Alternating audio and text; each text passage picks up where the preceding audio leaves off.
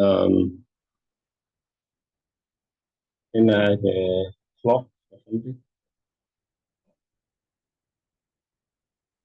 Yeah.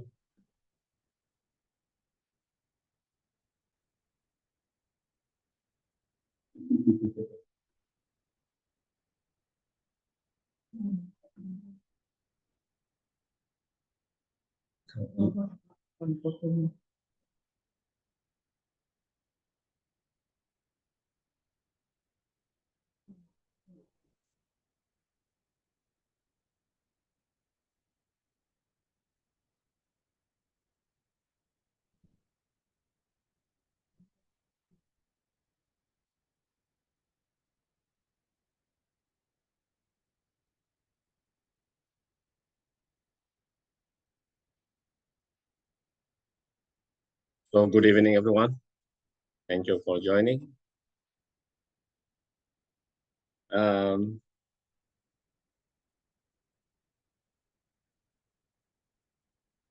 Maybe it might be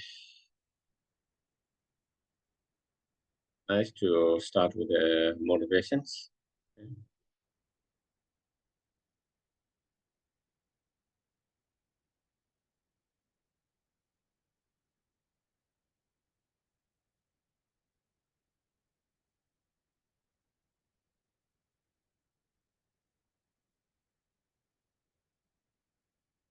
Try to keep your back straight.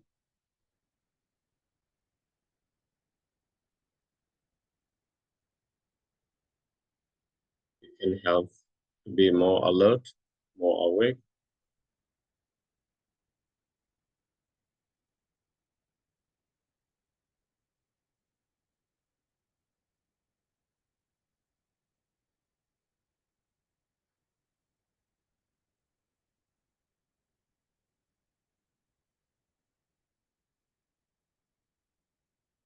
And then try to keep yourself relaxed, comfortable.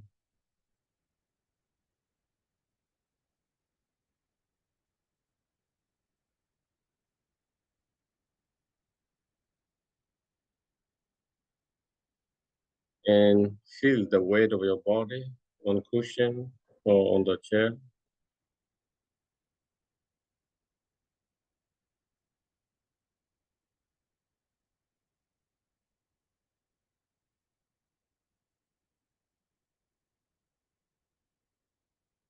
And then inhale and exhale naturally, normally.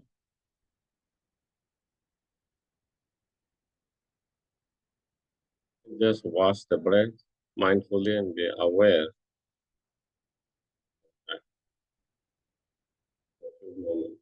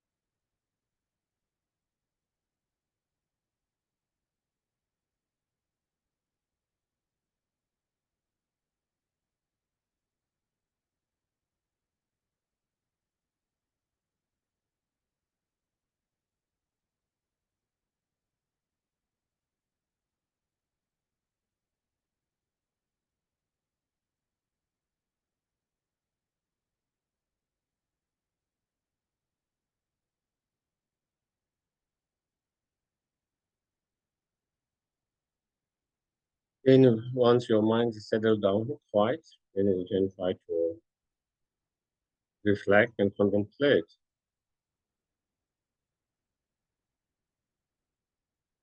That purpose of my life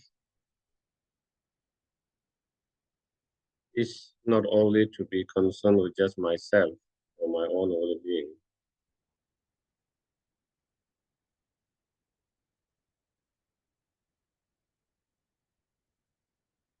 but to be also help and benefit to others as well as much as we can.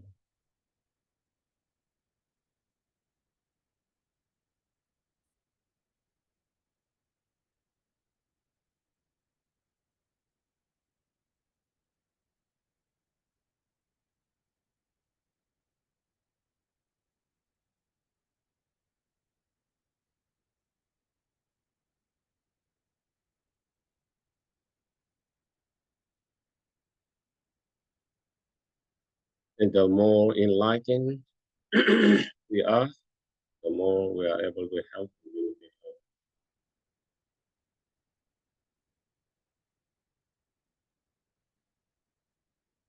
The less enlightened we are, the less we are able to be help and benefit to others.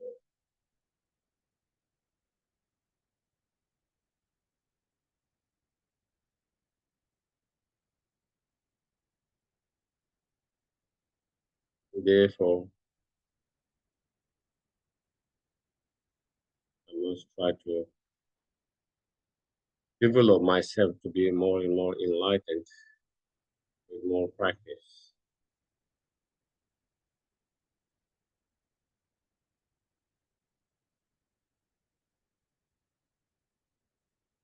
In order to practice, we need to learn, reminded of practice.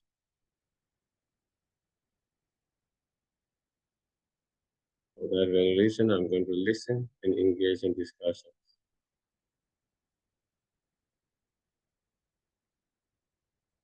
We are coming together to discuss, reflect, contemplate. May all of it become a cause and conditions to achieve our highest potential, fully awakened state, so we can be greatest benefit to all sentient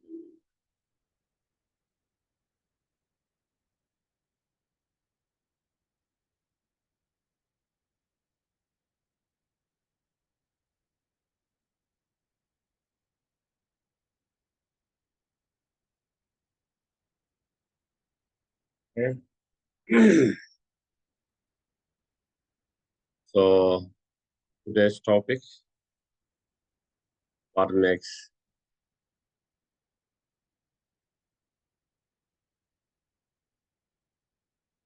someone non-Buddhist or Buddhist, um, especially from philosophy point of view, what it means to be a Buddhist from um, in terms of philosophy, what it means to be non-Buddhist from the point of philosophy.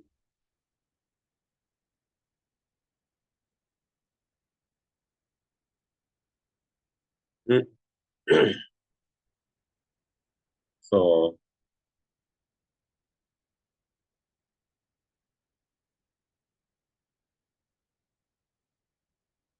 it is explained that if one understands and accepts the four seals of the Dharma, then one is Buddhist in terms of philosophy, in the term of philosophy. And if one does not understand and accept those four seals of the Dharma, then one does not become a Buddhist. So what are the four seals? The four Dharma seals. And so those are, all conditioned or compounded phenomena are impermanent. So that is the first one. And second one is all contaminated experience or suffering.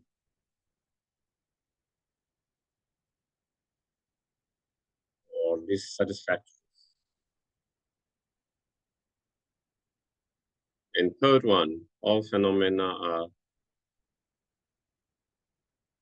selfless or empty.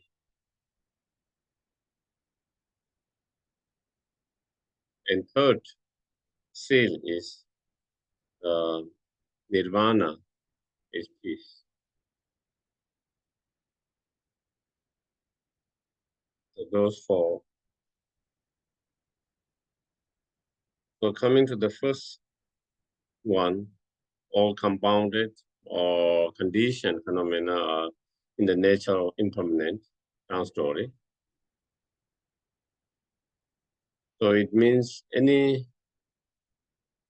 phenomena or any objects, any things that is conditioned or compounded by cause and conditions,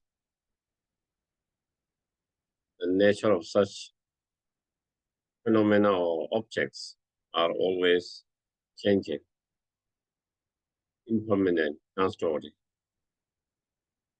That comes and goes, that arise and disintegrated.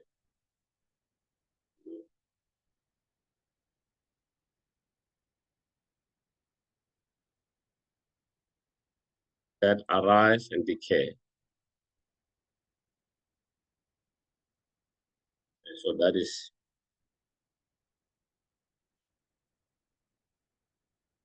whether it's external objects from the most biggest material objects, the, the universe, the galaxy, up to the most subtle, physical matter, atoms. All of them are in the nature of impermanent, changing, non-story. They come in existence by depending on many causes and conditions. And then the decay, the disintegrate and the decay.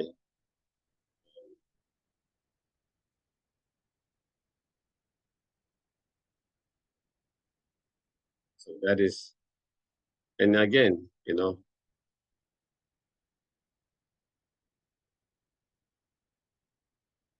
not only those objects or phenomena, the nature is, that they come into existence and then they disintegrate, decay, but they are arising and decaying moment by moment.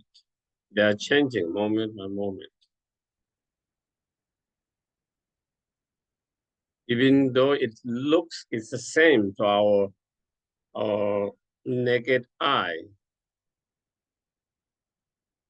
because our naked eye cannot see the subtle level of the impermanent nature. But actually, each moment, each second is ever changing all the time.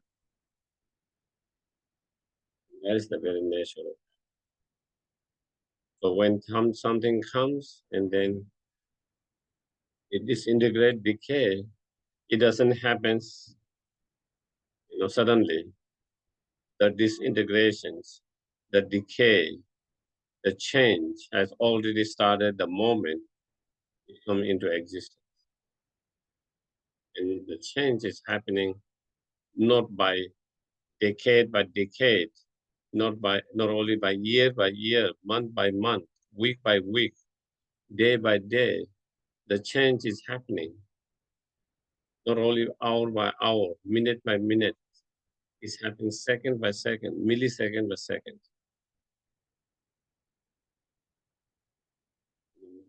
And And if you observe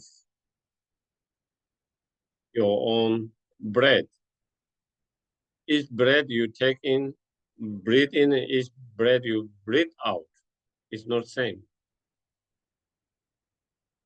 Every breath is changing moment by moment.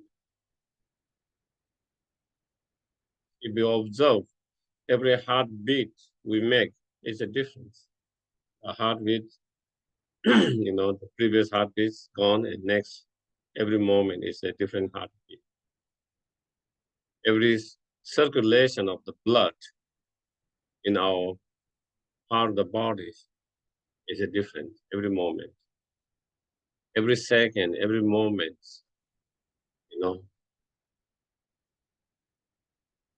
new cells are being born, the previous cells are being dying, and constantly is happening. And that is same in every phenomenon. The change not only is the nature of such condition, and why is it changing all the time? Why is it unstored? Why is it changing all the time? Why is nature in the why is it in the nature of changing and unstored? Because it's dependent on cause and condition. They are conditioned by cause and conditions. Because they are dependent and conditioned by cause and condition, the very cause and conditions that produce those objects, those conditions, and cause themselves are ever changing.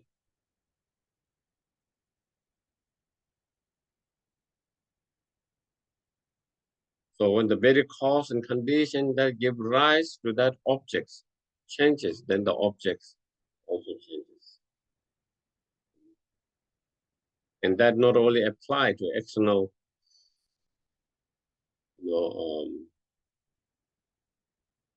the external material world or objects, but it also applies to the non-material internal world of mind or the consciousness.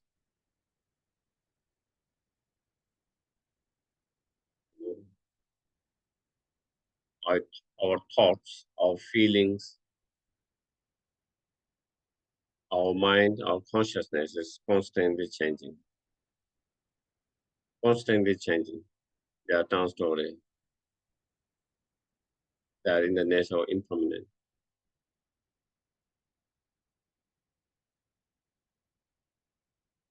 Again, whether it's a gross level of consciousness or more subtle level of consciousness, the nature is that ever changing all the time.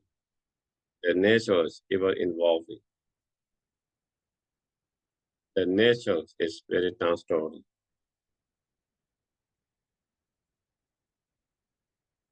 Cannot remain same without changing even for a millisecond. It's ever changing.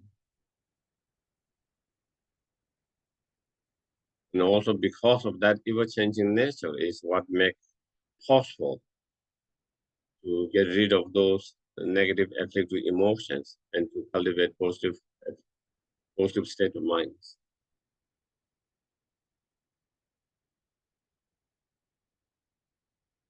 Hmm?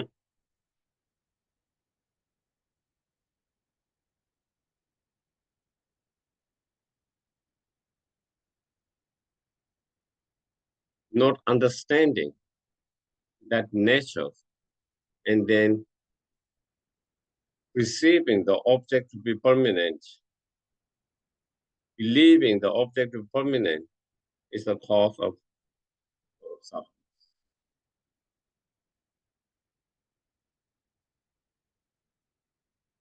When we see some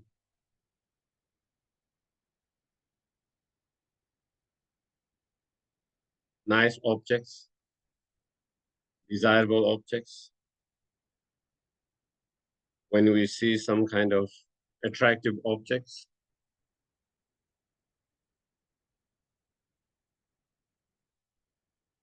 then not being able to see the impermanent nature, then we see it's more like a permanent.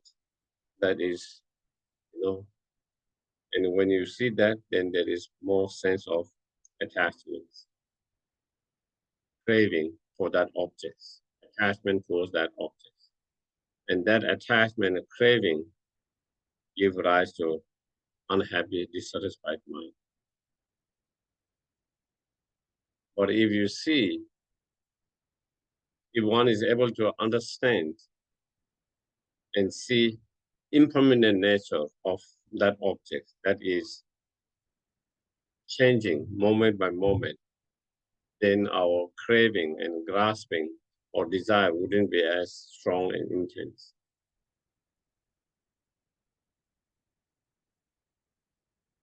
If I see a beautiful flowers, flowers, something nice, fresh, beautiful flowers. If you see the impermanent nature in that moment, while it's fresh and nice, beautiful, but at the same time you can see the decay, the process already started. It's like you see the beautiness as well as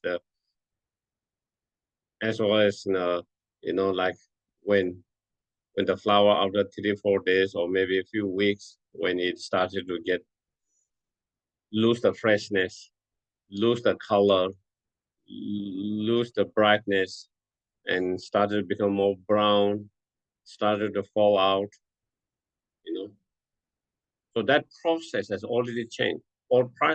That process has already begun from the very moment you saw that fresh and beautiful. It was not like it started later. The process has already started. But we cannot see that.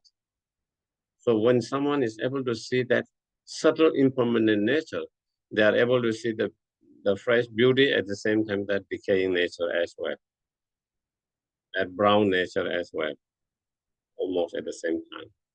And when you see both, it's almost like simultaneously, and you don't get so attached to it. Just as we don't get attached when it started to, after a few weeks. After a few weeks, you don't have the same kind of attachment towards that objects that you had. You are ready to throw it.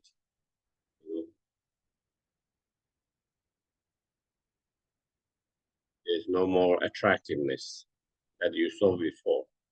There's no more beautiness that you saw before. There's no more desirableness that you saw before. And you are no more attached to it as you were before, and you are ready to kind of get rid of it. Why? Because you are experiencing, you are able to see and experience in the decaying path, the disintegrating, the decaying path. Even though that process has already started from the very beginning, but at the very beginning, our naked eye cannot see it, and we haven't had the understanding or realizations of subtle impermanent nature of that flower or any other object. But when someone is able to see, or understand and have the realization of that subtle impermanent nature of that phenomena, the whole decay process has already started the very first moment of that.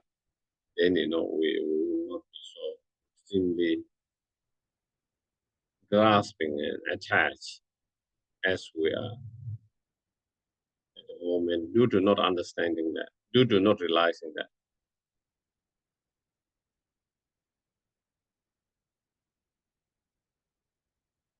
Mm. So that is the first.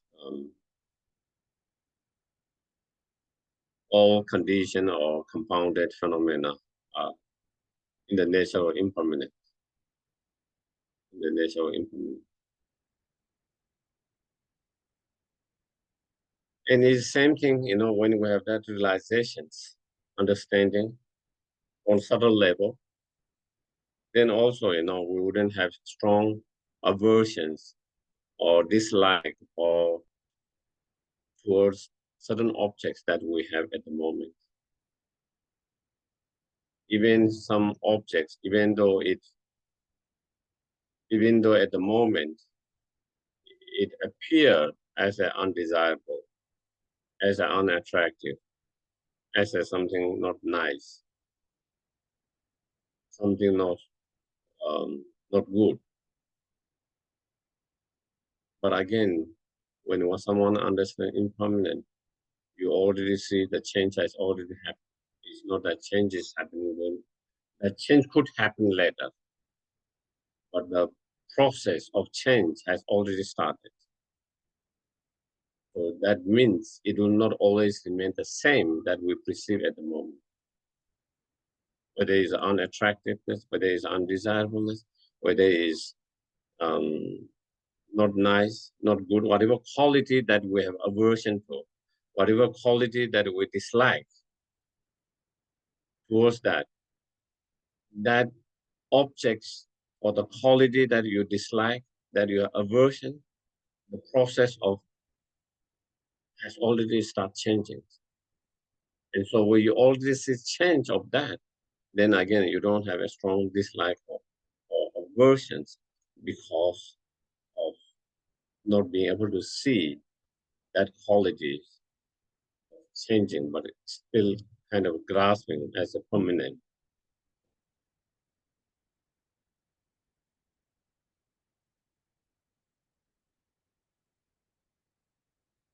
And then the second Dharma seal, conditions, not condition, contaminated experience of suffering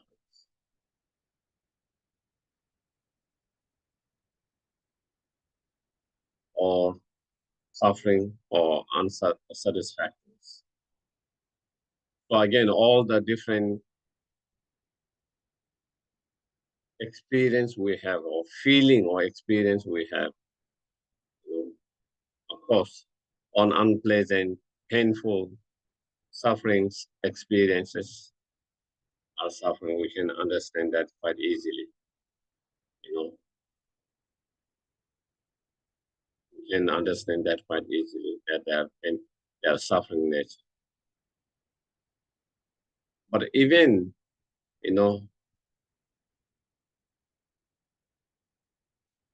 the pleasant feelings, nice feelings,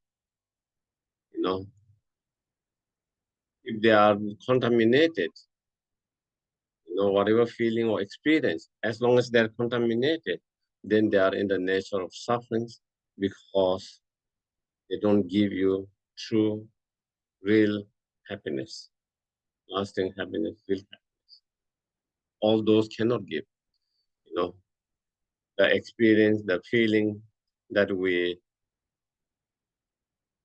experience, get that is contaminated by the karma and the delusions, that cannot be true happiness. That cannot lead to true happiness. And that cannot lead us to true satisfaction. Always, such experience are transitory, unreliable, unstable,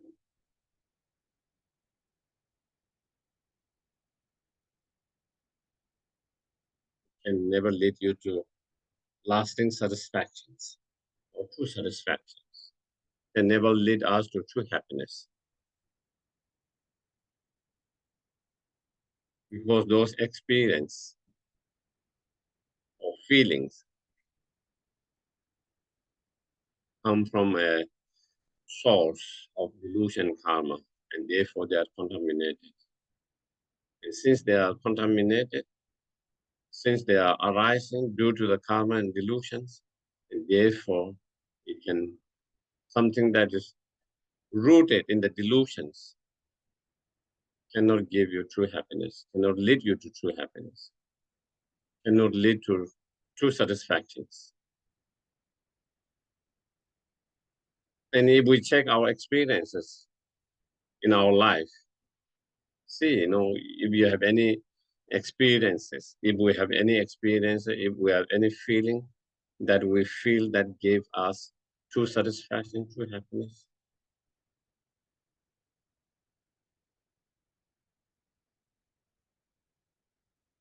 If not, then we have to try to understand why not. Why all the experience or feeling that I've experienced so far, why is not being unable to give me true satisfaction? Why is it not being able to give me lasting happiness?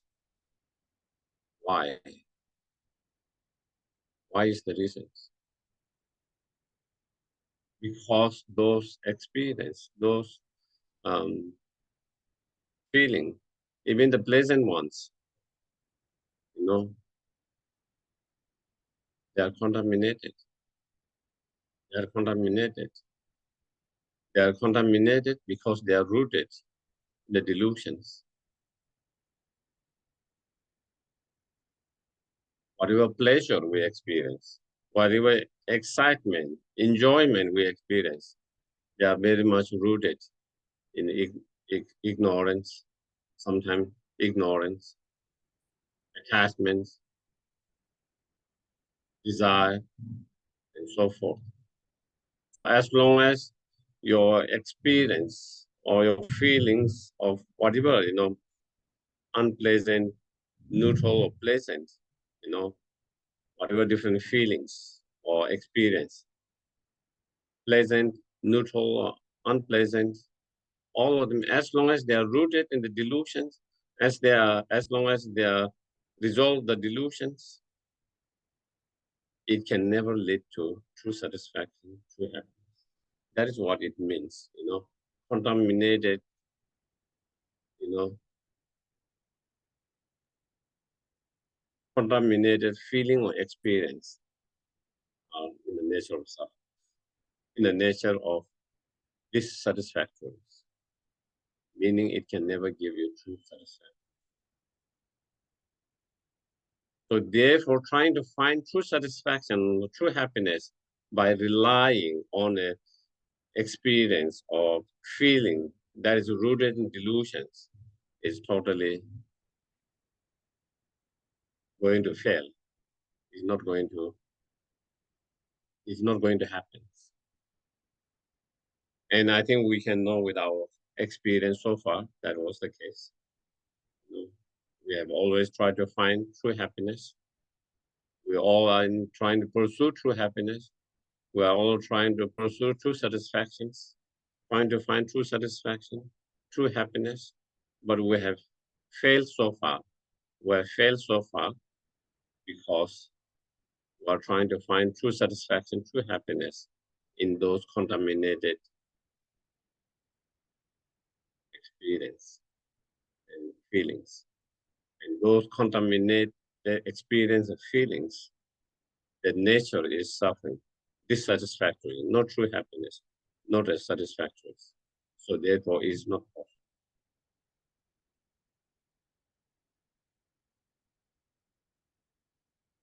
So then in order to have a, you know,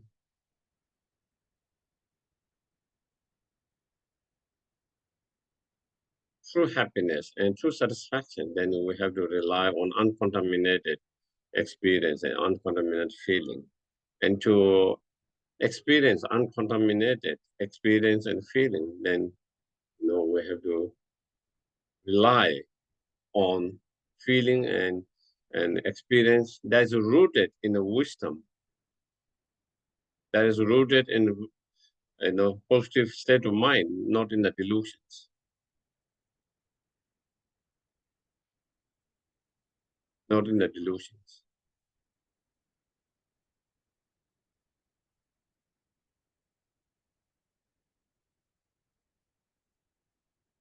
Mm. And again, if we try to analyze all different kind of experience that we experience in our life, so far, it's like that, always dissatisfaction, always dissatisfaction. try with so many things, with different things, and it never give you true lasting satisfactions. We might feel joyful at the very beginning when we find something, but then it doesn't take long before we become dissatisfied. It doesn't take long before it lead to dissatisfaction. Before it lead to unhappy, dissatisfactory mind. And we are constantly trying to, constantly always,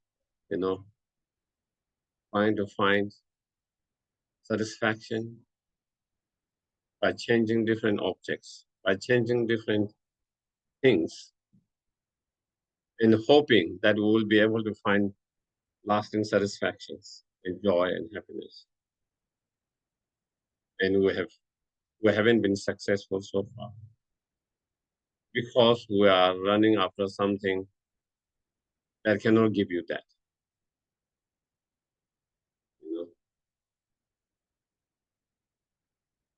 We are running after something, trying to find true satisfaction by getting certain objects or certain things that do not have that nature to produce true satisfaction, because that is contaminated, rooted in something that doesn't give you true satisfaction. And so therefore,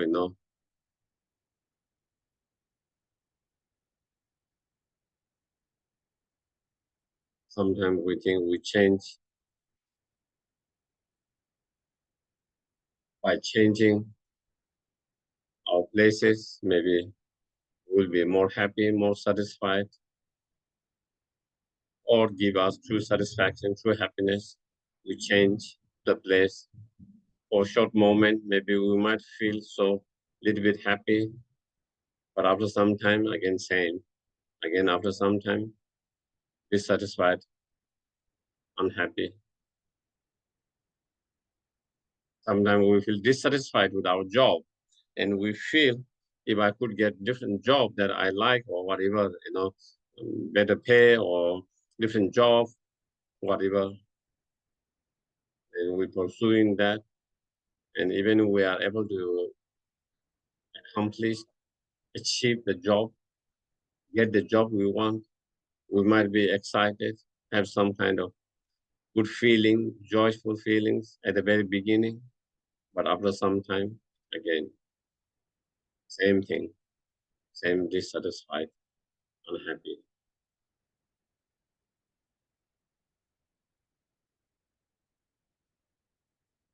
Same thing. Sometimes we feel, if we have a different friendship because we are not satisfied and happy with present friendship or relationship, and then we feel, if I could have a different relationship, different friendship, maybe I might be able to find true happiness, true satisfaction. And then, again, even you are successful to find new friendship, new relationship, there might be some excitement at the very beginning. There might be some joy at the very beginning. There might be little feeling of nice at the very beginning, but after some time, same result, dissatisfied and unhappy. And again, we think, again, we try to look something else. And that is what it is, Our life is constantly trying to,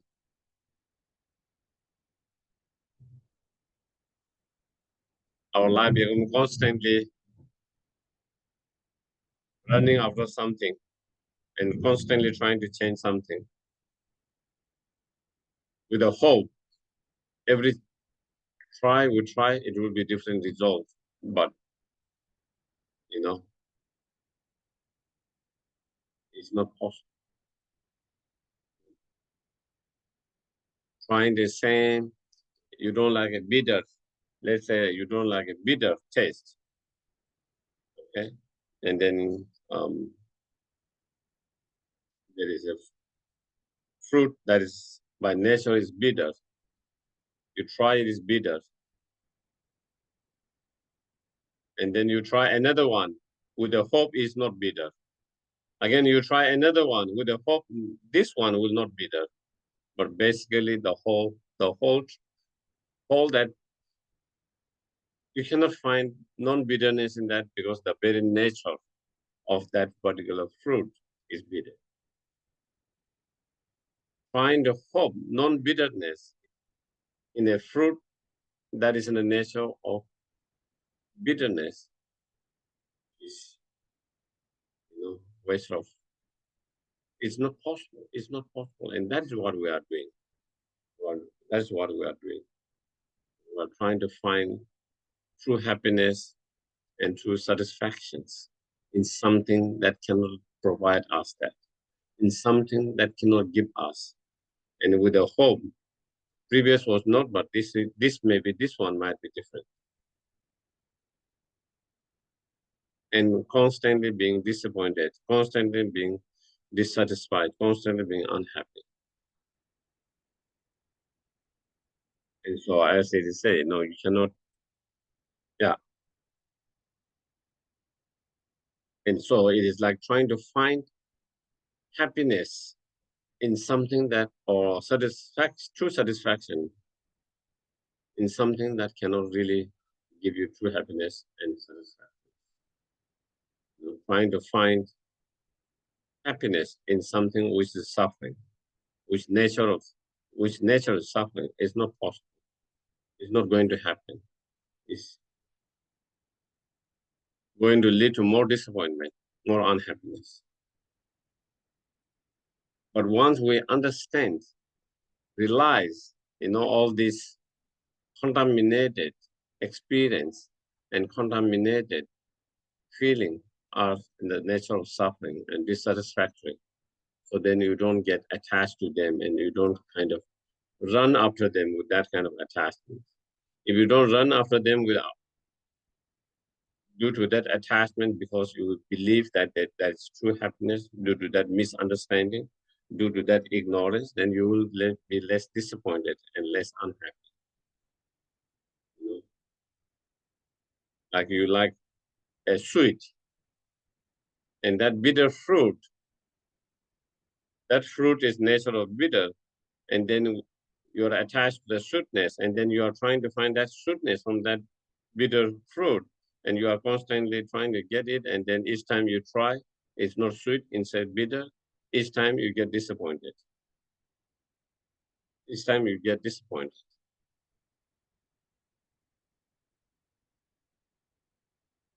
But on the other hand, if you understood it's a nature of bitter, then you don't have that expectation. You don't have that expectations. And when you don't have that expectations, you don't feel so disappointed when you find is not a sweet, but instead is a bitter. When you find is not true happiness, but instead is suffering. When you find is not true satisfactory, but actually is a dissatisfactory, because you understand that is what it is. And so you don't have, misperception, misunderstanding, and unnecessary expectations due to that misunderstanding, and therefore more disappointment and more unhappiness. So that is the and if you don't want to be disappointed continuously, then you know we should try to rely on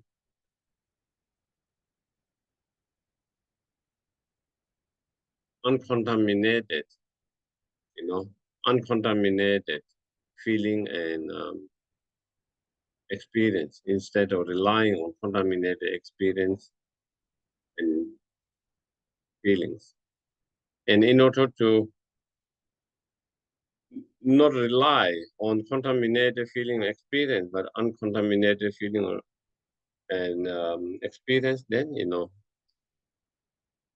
we have to try to reduce and overcome the delusions which contaminate those feelings and those experiences.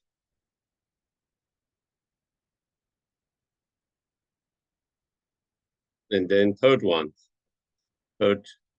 Dharma seal is that all phenomena are um,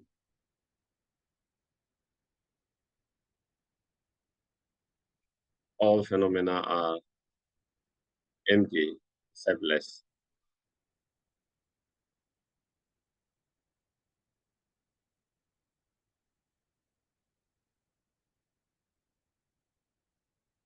Yeah.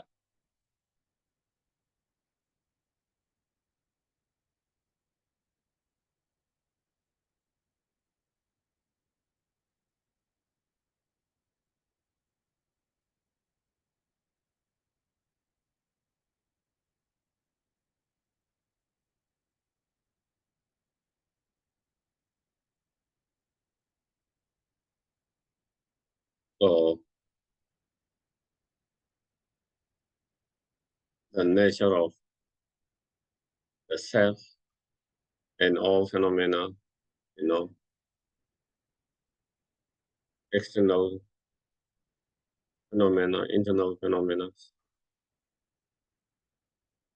conditioned, unconditioned, all phenomena, compounded, uncompounded, all phenomena. The nature of all phenomena is empty of existing from its own side or empty of existing truly. They are empty of existing inherently or truly existing. That is the nature. Even though the nature of all those phenomena are empty of truly existing or inherent existing, not perceiving that. Instead, perceiving them to exist inherently and truly is the root of all the delusion and is the root of all the suffering.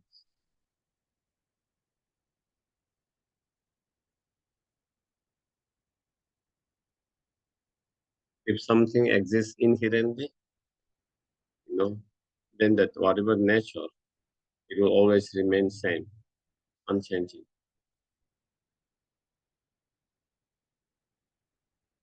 And if everything is permanent, static, unchanging, nothing change can happen. Nothing can be possible. If if the nature of our mind, you know,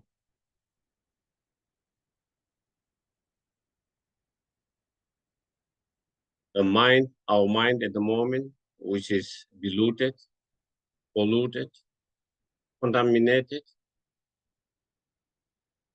temporary by afflictive emotions such as, anger, hatred, resentment, you know, contaminated by greediness, attachments, jealousy, miserliness, contaminated by ignorance, you know, pride, sense of arrogance, and so forth. That is our mind has been temporarily contaminated by all of that, and it's nothing difficult to understand. We just have to see our mind, you observe our mind, you know, time to time, we get upset. Time to time, you know, we lose our mind, upset and angry, disturbed. Time to time, you know, we have strong desire, craving, attachments.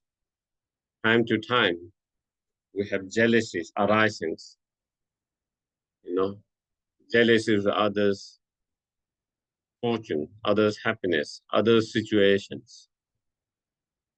You know, time to time. we are ignorant. We feel we are right, we knew the right thing, and then found out we're wrong.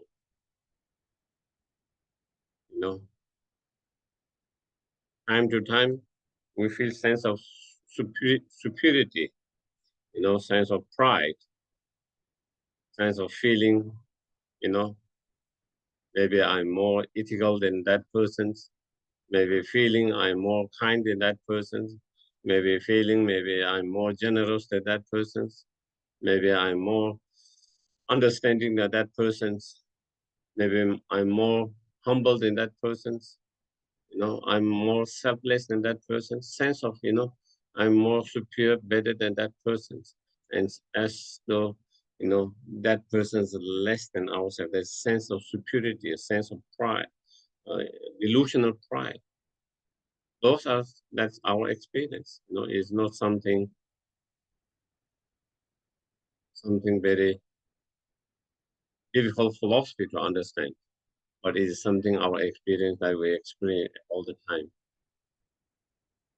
That just show how our mind is contaminated and diluted and polluted by those afflictive emotions, those negative emotions.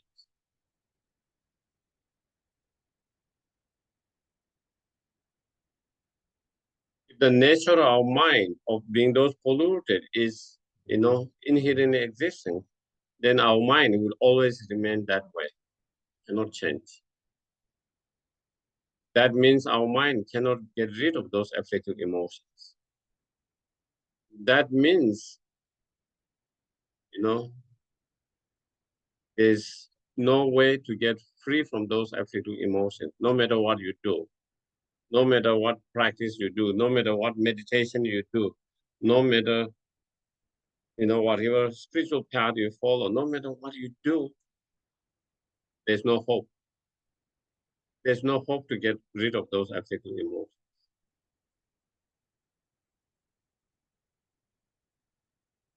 But since they are not inherently, since they are not inherently existing, therefore there is hope.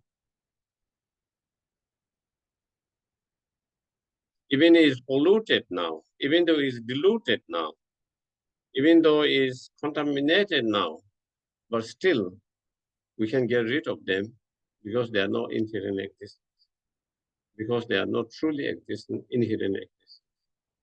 Because they are not inherently existent, we can free our mind from being polluted, from being diluted, from being contaminated. And nirvana become possible. If it is inherently existing, nirvana is not possible.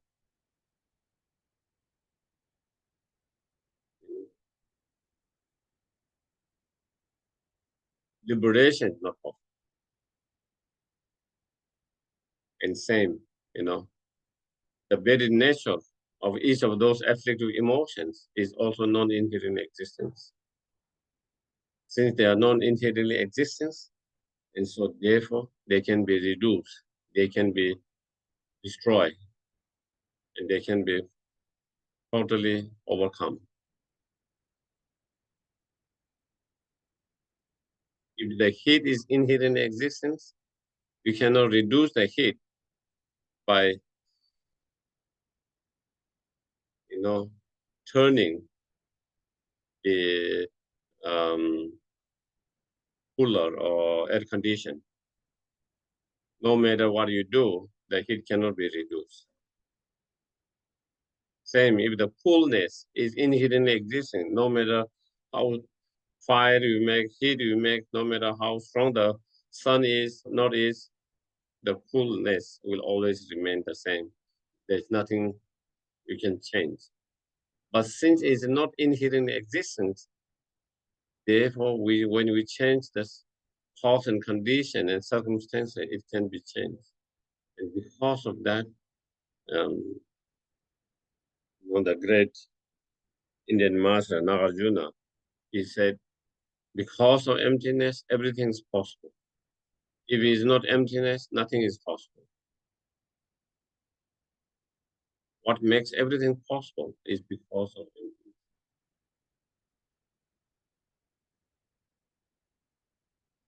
Because everything is dependent on arise, because everything is empty of inherent existence, therefore everything is dependent on arise.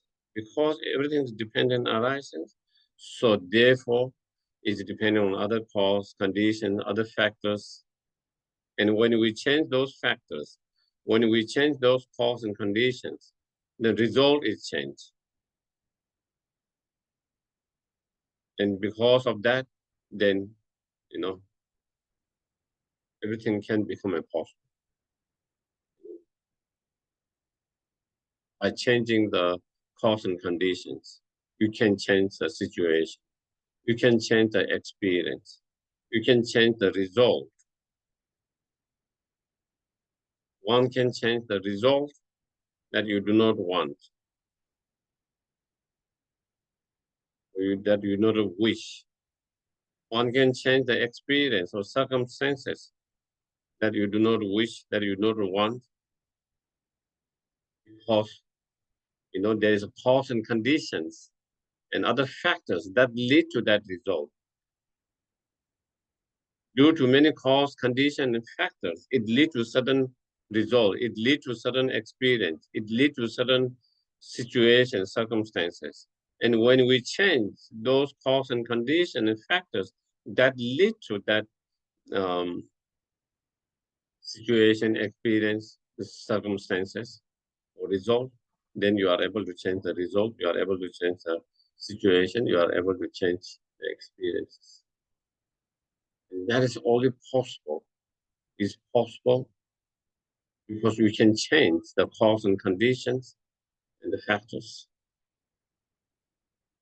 But if something's inherently existent, then that means that object do not depend on cause, condition, other factors.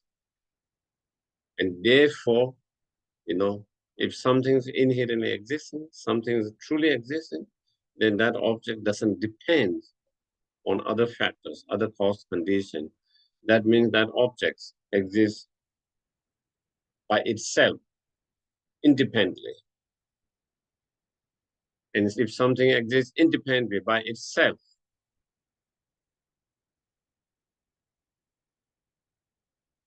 then we cannot change. How can we change? The way we change is by changing the cause, condition, factor that lead to that particular result.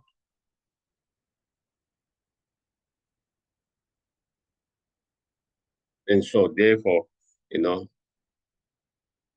so that is, everything is, every object, every phenomena, every things are empty because they are dependent arises. Because they are dependent arises. Because every object arise or come into existence by depending on other cause, condition, or other factors. Without depending on other factors, cause, condition, nothing is possible. Nothing exists.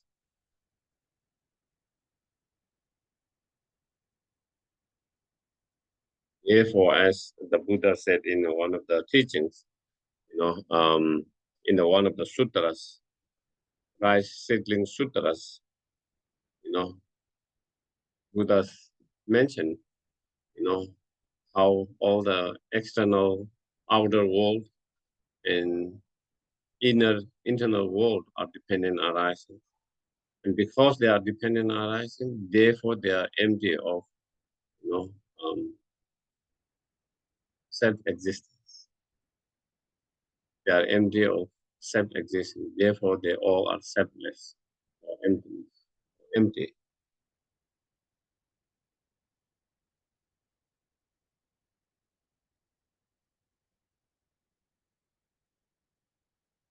And if we look at the external world, that is what it is.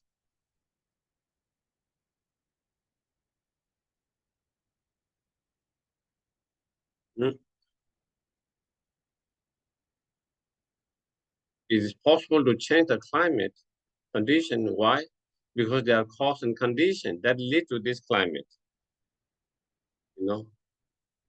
And by changing those cause and conditions that lead to that, then we can have different situations. If the climate situation is existing inherently by itself, then it is not possible.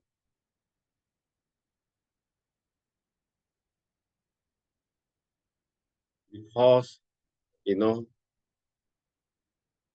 the reasons why is the climate changing becoming more harder because of all the pollutions, and that's contribute towards that different type of pollutions that contribute to that. There is cause and condition that lead to that. Because of that, if we reduce those pollutions, then the result, the climate can be changed. Can reduce the level of the warmness. That is possible because there is a cause and condition that lead, and therefore when we change that cause and condition, then that result can be changed.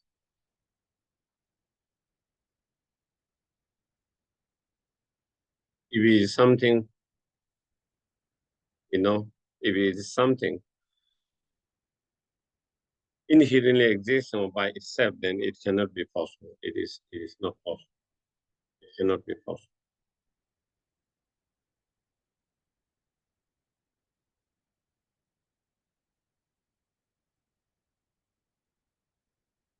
All the different illness, disease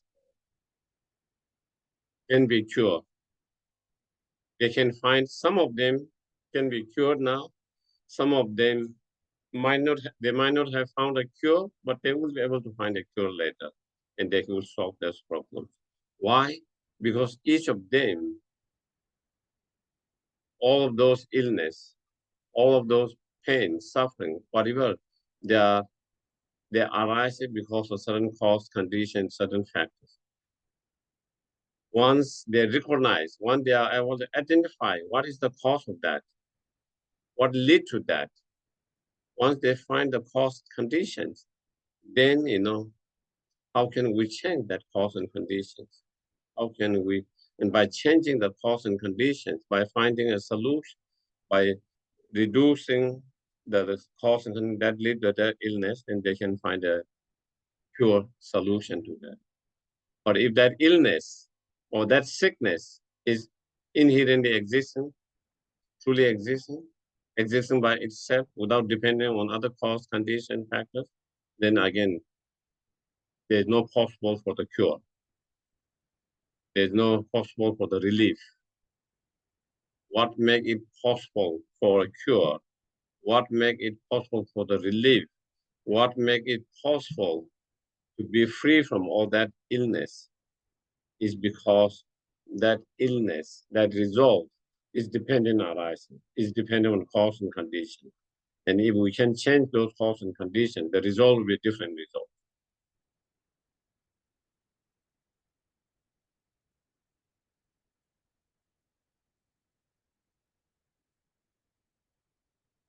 Hmm?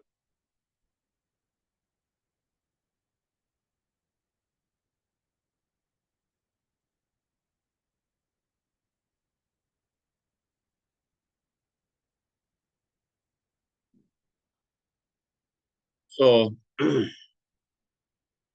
not only the external conditions, also internal, as I mentioned, our mind, you know, our experience, our thoughts, our feelings, they all are dependent arising. They all are empty of inherent existence.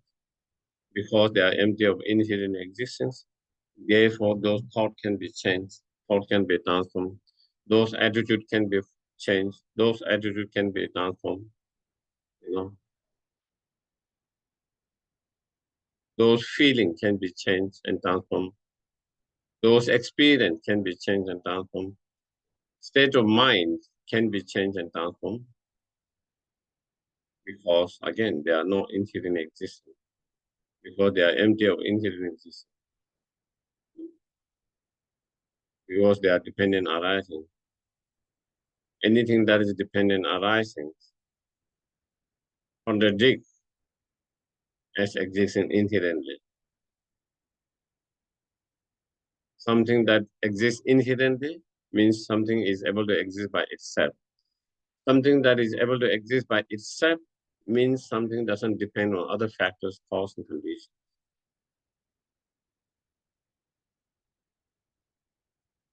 And something that depends on other cause, condition, and factors, and something that doesn't depend on other cause, condition, and factors is contradiction. It cannot be both.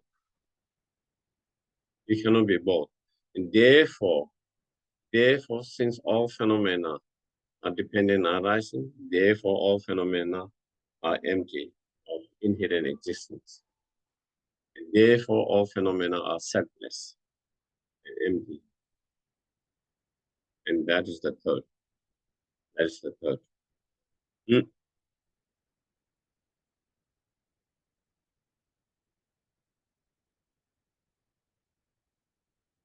That's the third. And the fourth one is Nirvana is peace. You know? And the Nirvana is the true peace, real lasting peace, lasting happiness, is, true satisfactions. Nirvana is the real peace, true peace. And what is the Nirvana? You know, and Nirvana is the state of your mind or state that is free from all the sufferings, free from all the contaminated karma and the delusions.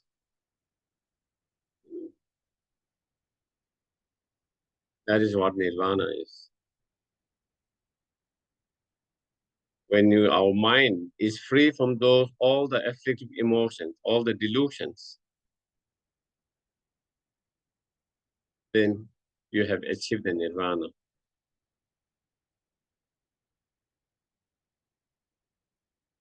So Nirvana is state of minds. It's not some kind of physical space, place, Or samsara and nirvana are state of mind, not something external, place.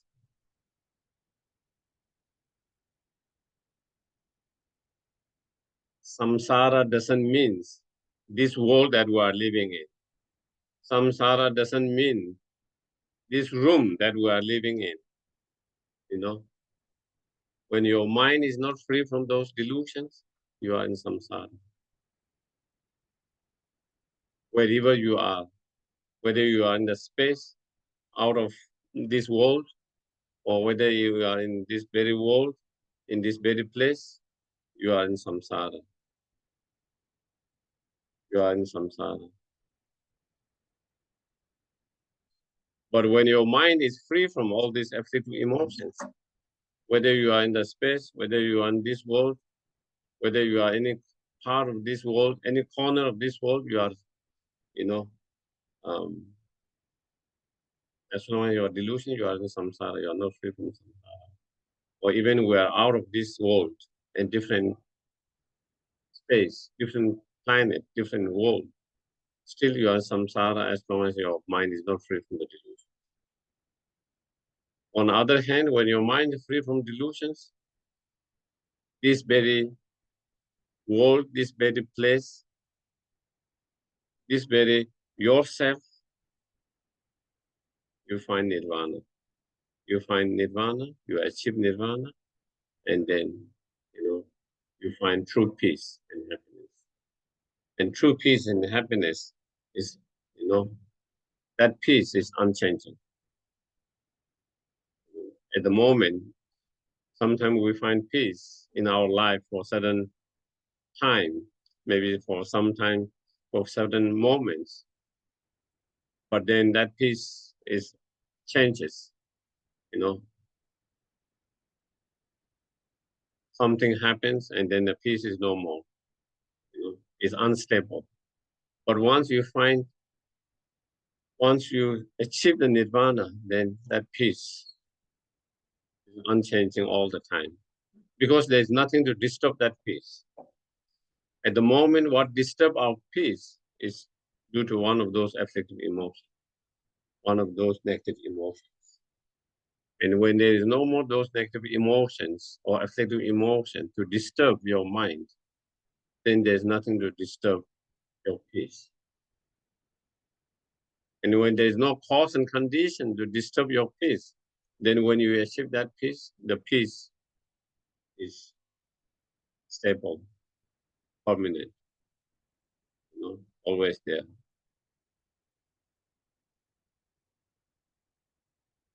And that is what, Nirvana is peace. Nirvana is true peace.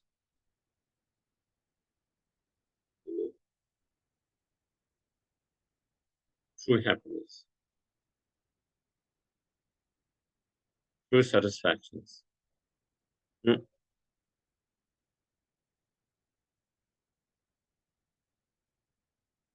Once you achieve the nirvana, then there is no more dissatisfied, unhappy mind. There is no inner afflictive emotion, not inner conditions such as afflictive emotion to disturb your inner peace. And your peace is always there. And your happiness always there. And that is something that we can aspire to achieve. Instead of trying to achieve contaminated happiness, which is in the nature of sufferings. Contaminated happiness, which is in the nature of dissatisfactory or dissatisfaction. One should aspire and put effort to achieve uncontaminated happiness of nirvana and peace. That is nirvana is peace. That is what the fourth one.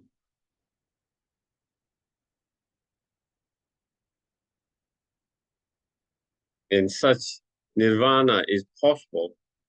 Such nirvana is possible because, our nature, the nature of our minds is not inherent existence, not truly existence. Even though it is polluted, diluted, contaminated by the delusions temporarily, but it is not diluted in its nature. Its nature is empty of inherent existence and is not diluted in that. And those delusions temporarily, and then there is a wisdom realizing emptiness that can act as a direct,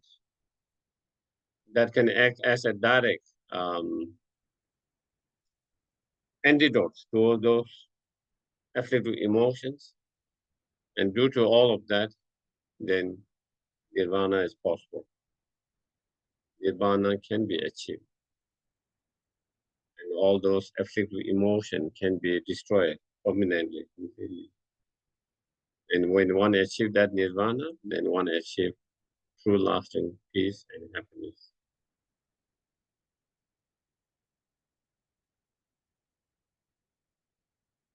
And that is the ultimate goal of the practitioners. We achieve that true happiness and peace for bodhisattvas, for oneself, for all sentient beings, for non-bodhisattva, for themselves.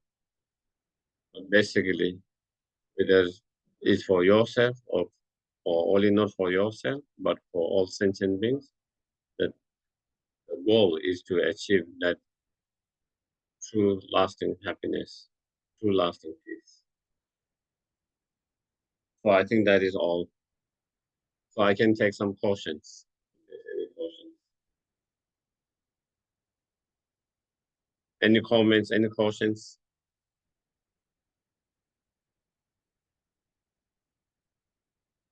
In online or in persons? Most welcome. Hello, Geshe, Sherab. Thank you for the chat. I think because I was going from the university to come to my accommodation, I missed a little bit.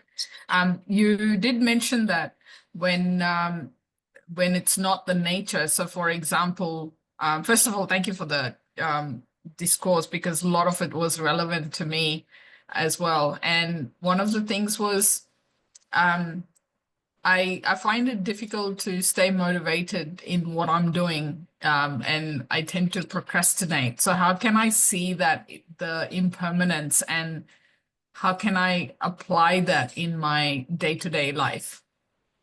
Uh-huh. Yeah.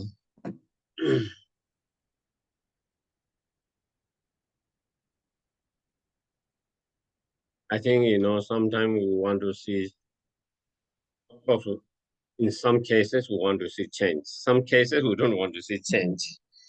you know, um, um, and again, those where we want to see change, not only we want to see change, and a lot of time we want to see change, we are impatient, basically. We want to see the change, not only see change, we want to see change very quickly, and, we are not satisfied if the change is happening, but too slow. We are not happy, change is happening, but change is not significant. It's too small changes. So I think that is one of the things that can kind of make us lose our enthusiasm, lose our kind of direction and um,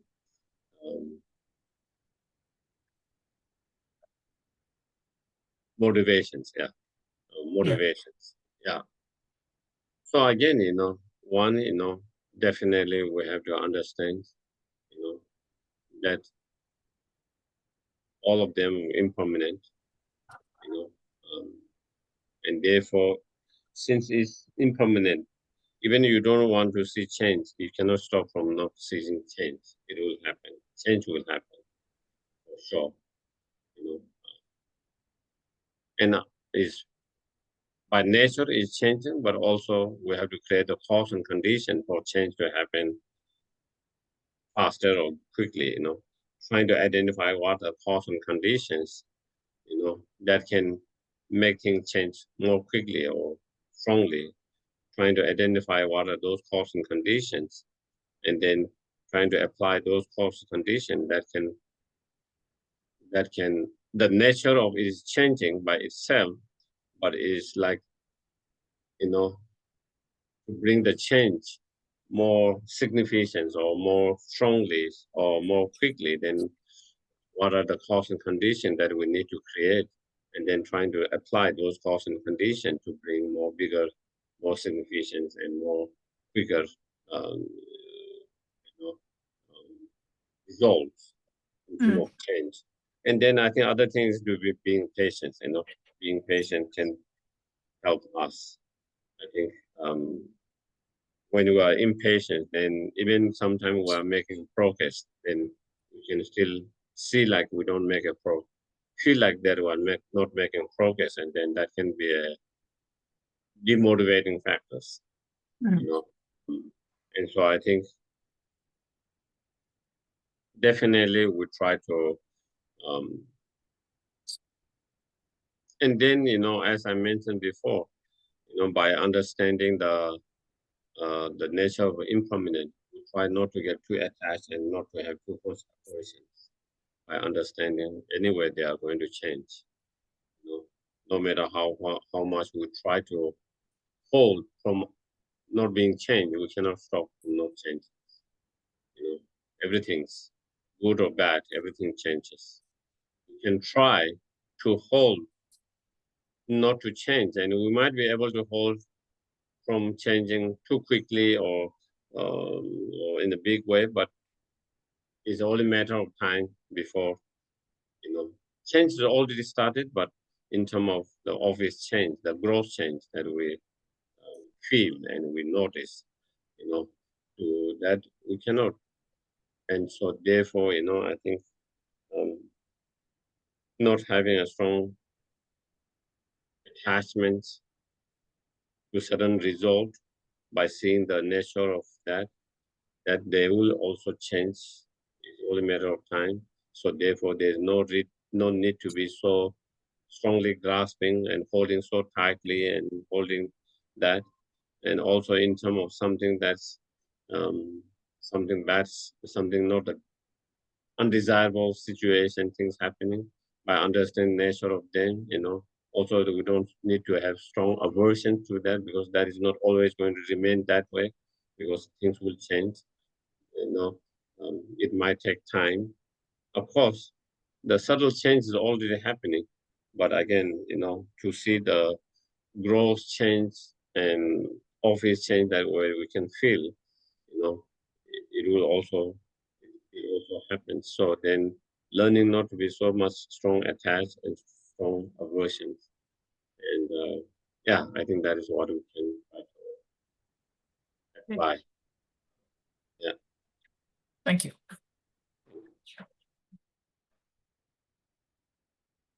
Yes.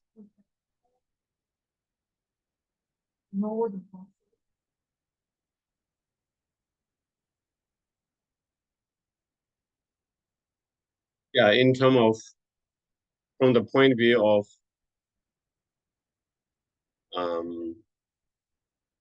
philosophy, if you understand and if you accept those from the viewpoint of view, or from the philosophy point of view, then you are Buddhist. And if you don't accept that, then you are not Buddhist from the philosophy point of view, from the tenet point of view, or viewpoint of view, or philosophy point of view. So, whether you are Buddhist or not Buddhist, there are two ways of understanding. From the philosophy or tenet point of view, and from the practice point of view. From the practice point of view, if you go to refuge to Buddha Dharma, you are Buddhist. If you don't go to refuge to Buddha Dharma Sangha, then you are not a Buddhist. From the practice point of view, that is like Adisha explained, when someone go into a refuge, truly from their heart, the Buddha Dhamma Sangha, when they go to refuge truly from the Sangha, whether you understand Four Seals or not, whether you accept or not, you are a Buddhist from that practice point of view. Whether you accept those Four Seals or not, whether you understand Four Seals or not, if you don't go to refuge truly from your heart to the Buddha Dhamma Sangha, then you are not Buddhist. But when it comes from the philosophy or tenet point of view, then it is a difference. There is one, whether you are Buddhist or not from practice point of view, and there is whether you are Buddhist or not from the point of view of philosophy. So from philosophy, then if you don't accept, then you are not Buddhist. If you accept, then you are Buddhist, because you are you accept and believe the principle tenets, or the philosophy of the Buddhist. So therefore, you are Buddhist from that way. But if you don't accept those forces, then you are not accepting the principle tenets of philosophy of Buddhist. So philosophically, you are not a Buddhist.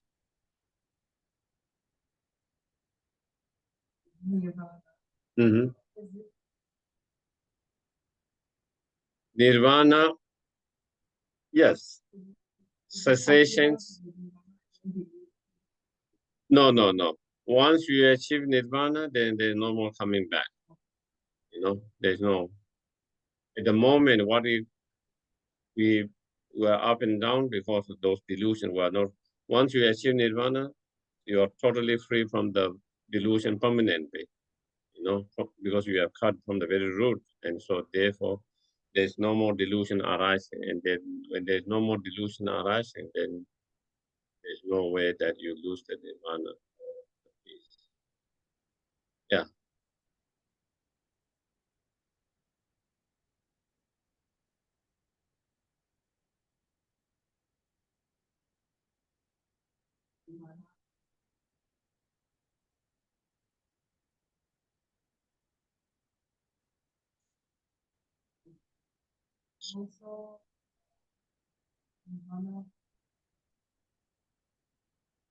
Uh-huh. No, nirvana, there are three types of nirvana, and or three enlightenment, we can say. Nirvana or enlightenment or three, uh, you know. One is the nirvana of the arhat of period. Then there is another, next level is the nirvana of arhat or solitary realizers. And then there is the highest level of nirvana is the non-abiding nirvana, which is the Buddhahood. So there are three levels of nirvana, you can say. So therefore, there are arhat of period or solitary realizers who have achieved arhat, who have achieved nirvana, but they have not achieved fully enlightened. They are not Buddha. Yeah.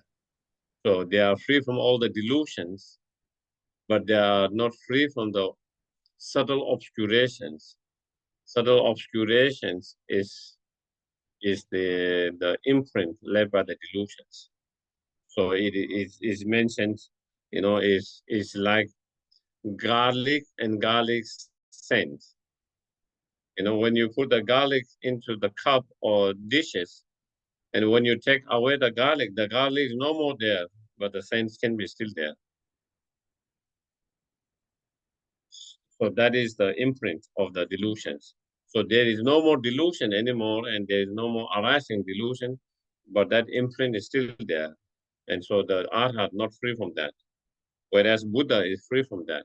And that imprint is known as obscuration of knowledge or obscuration of cognitive sometimes, different translation, subtle obscurations. So there are two obscuration of defilement and obscuration of knowledge. And the arhat are free from the obscuration of defilements, but they are not free from the obscurations of the knowledge, which is that imprint left by the delusion.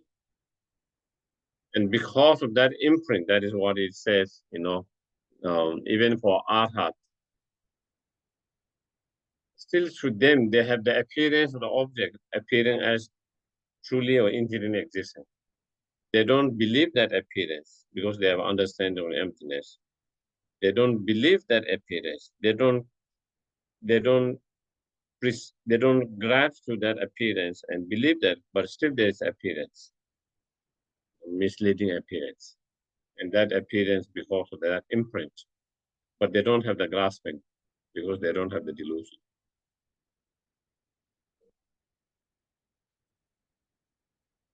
Yeah, there are solitary, well, you can say there is a two path, bodhisattva path, okay, and non-bodhisattva path. Those are aspiring for individual liberations, okay?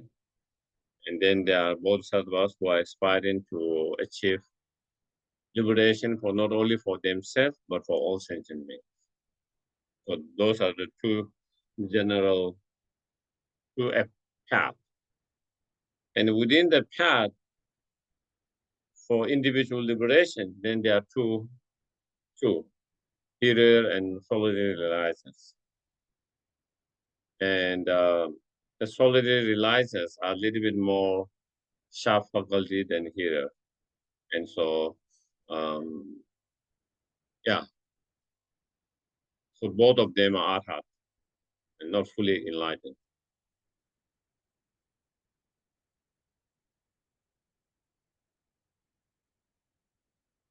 Yes.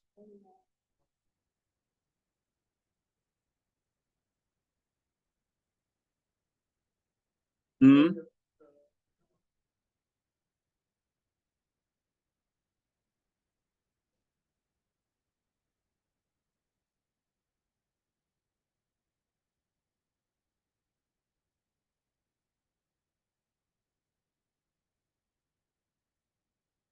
Or even in Theravada, they have the selflessness and emptiness. Yeah.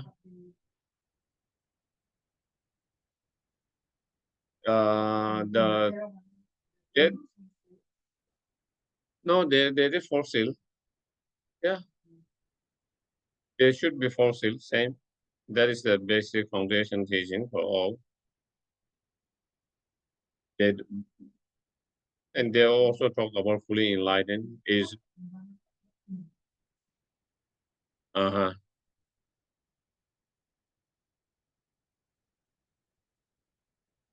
It is maybe just different.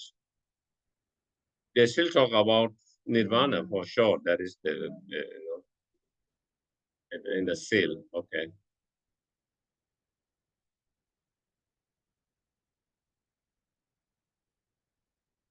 Internal existence.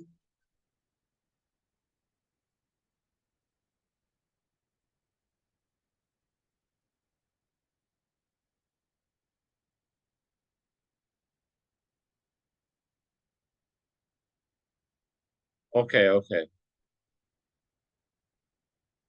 Yeah, different Buddhist schools of thought have different understanding of selflessness. You know, Babasika, Swatandika, Siddhamadara, and Madhyamika, they all speak of emptiness. They all speak of selflessness. But the presentation of selflessness or emptiness of the early schools are more on growth level, you know. And then as the other schools, such as mind only school, presentation of selflessness is more subtle than them, more subtle. And then middle way school of presentation of emptiness, even more subtle than the previous ones. The previous one, when they talk about selflessness, they talk more about selflessness of or emptiness of the person being empty of unitary, partless, and permanent self. And then on top of that, then they also talk about the person being selfless of um, substantially and empty of being substantial and autonomous self. But they don't talk about empty of inherent existence. And instead, maybe they might believe inherently existence. They believe inherently existence. So, so then from the Madhyamika school of form, if you have that kind of belief, then you cannot have the subtle understanding of emptiness. You can have gross understanding of emptiness, but you cannot have the subtle understanding of separateness. And then, if that is the case, then you cannot achieve nirvana.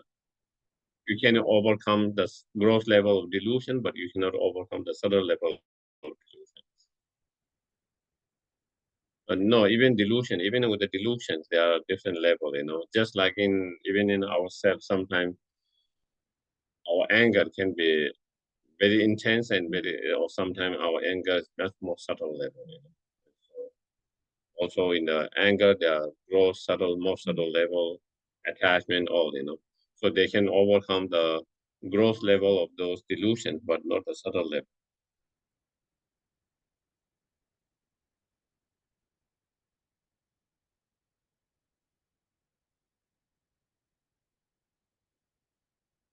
Yeah, those school of thoughts, they their understanding of presentations of emptiness, selflessness is not same as Mother Mega. They in terms of fossil, they all say same thing. All schools says all condition phenomena are impermanent. All the contaminated experience are unsatisfactory or suffering. All phenomena are emptiness, selfless. But then what is selfless? When they come to explain what is selfless, then their presentation is very gross. Whereas Mother Mega presentation much more subtle. So in terms of what are those fossils, there's no difference in terms of numbers and what all phenomena are selfless and empty. That is also same. So then when it come to what does that mean? What is empty? What is self? Then there is the difference. Then they have different understanding and different interpretation of that. Yeah. Any other?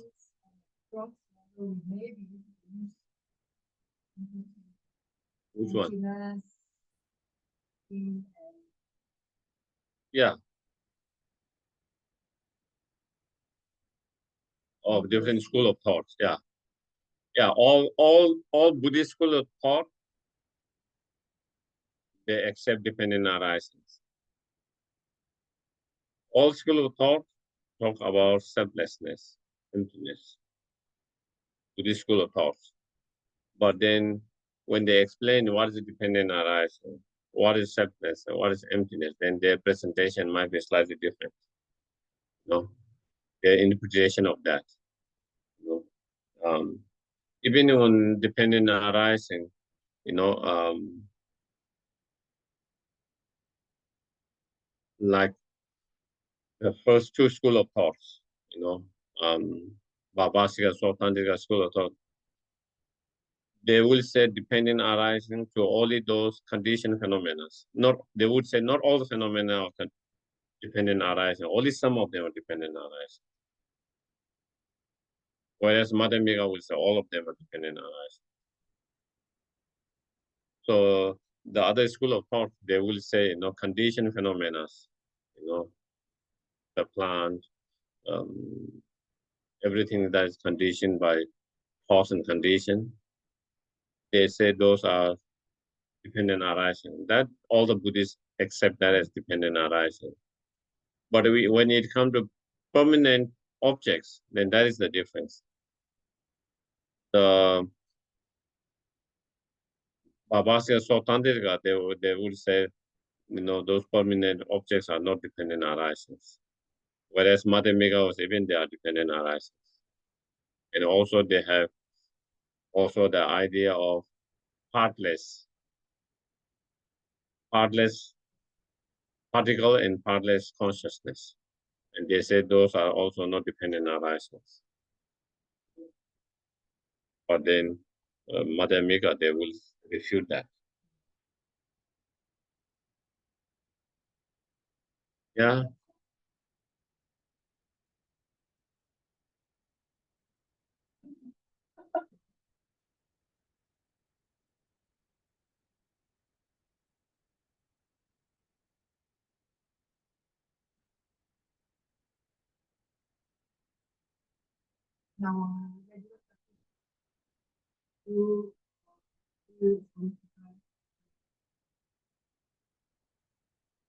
Mm-hmm.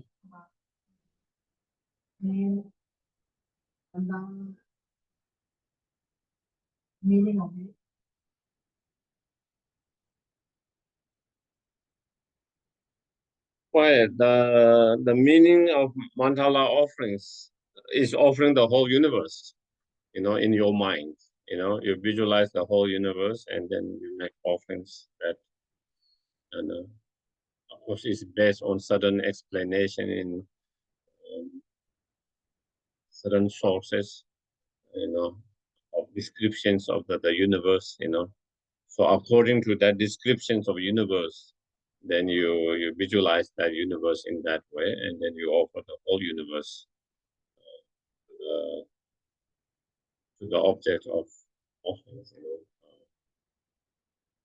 the Guru, the Buddha, the deities. So that is what, and the benefit is, you know, in many of those teachings, they says, you know, you create as equal amount of benefit from making offering by visualization as offering real, if you do truly, sincerely, you know. And so therefore is, so when you make these offerings, not only, you know, in your mind, you know, truly from sincerely, not only yourself, your body, your wealth, your virtues, everything, including all the whole universe, then you create that amount of merit. And also is a training, a mandala offering in that way is also training to let go of clinging and grasping, letting go. It's training to letting go of your attachment to your body, letting go of your attachment to your will, letting go of attachment to your virtues, letting go of attachment of the whole universe or everything that in the universe. It's training your mind to not to hold on, not to grasp on, not to cling on, but instead trying to let it go. It's training.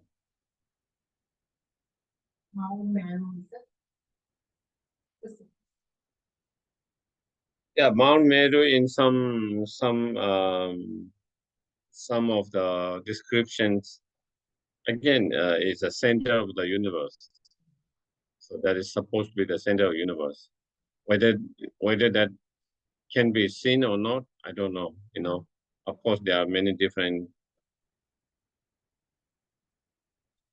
uh, views. Some think maybe the Mount Kailash is that Mount Meru. Some things is not. Something that is something that maybe we cannot see. That some things maybe is not necessarily a physical speaking about some kind of physical mountains, but it's more talking about the center of the universe. So basically, whether there is a physical Mount Meru or not, it doesn't matter. It is all about creating your mind, the whole universe, and offering it. Just like many other things, like when we make offerings, of course, you arrange for 7 offerings, seven set of different offerings. But in your mind, you imagine the whole space filled with all different kind of offerings. So in physical, there is no those offerings, but in your mind, you create, you visualize, and you offer. In the same way, we can create our own universe and then make that offering. And so that is one way of doing it. Another offering, visualizing in that kind of world and that kind of universe, and then your offerings, everything's in that universe.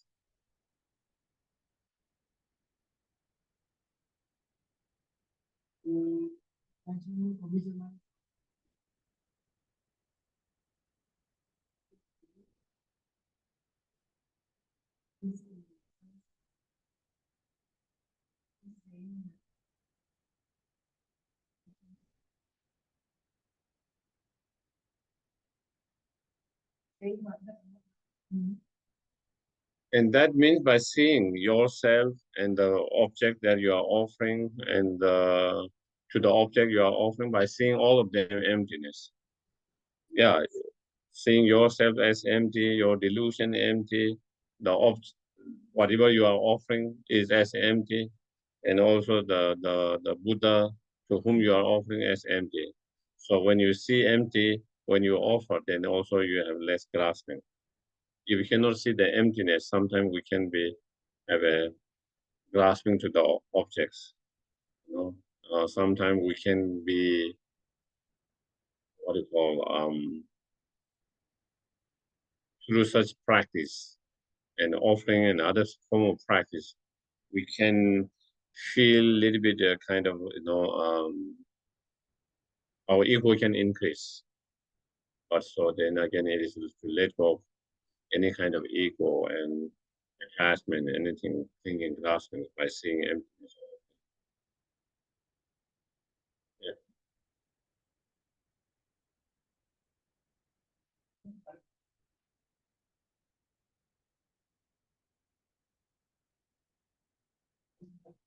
Yeah, you have visualizing different things or just even one thing?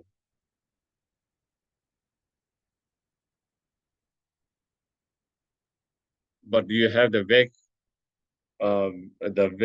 image of that? It is okay. Yeah, yeah.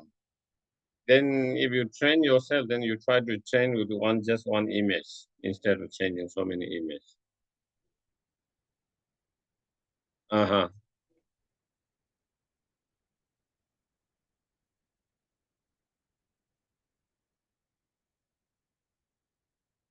Mm-hmm. Or imagine and visualizing, it can be same. Visualize means you imagine something there.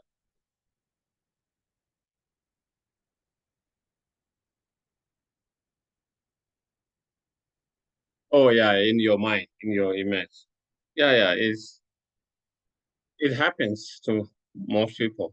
It's not just you, you know. I think I think there might be very few people who have a very strong visualizations, but most people struggles, and that is okay. I think mostly, especially when you are doing a practice visualizing the deity and then receiving the cleansing, purifying, and receiving the blessing, even you cannot imagine or visualize very clearly the main things you feel that it is happening. Yeah. If your visualization is good, visualization is just a tool. The main thing is really feel it. Really feel it that you have been purified, really feel that you have received the blessing, really feel that they are there, really feeling that you really feel the presence of them, and whatever devotion, whatever is more about this feeling, and those visualizations are tools to have those feelings stronger.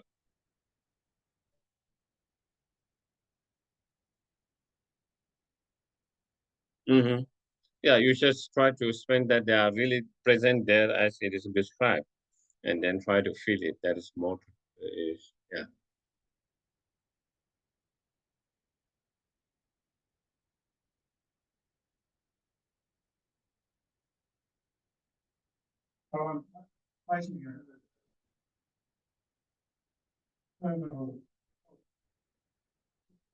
Uh-huh.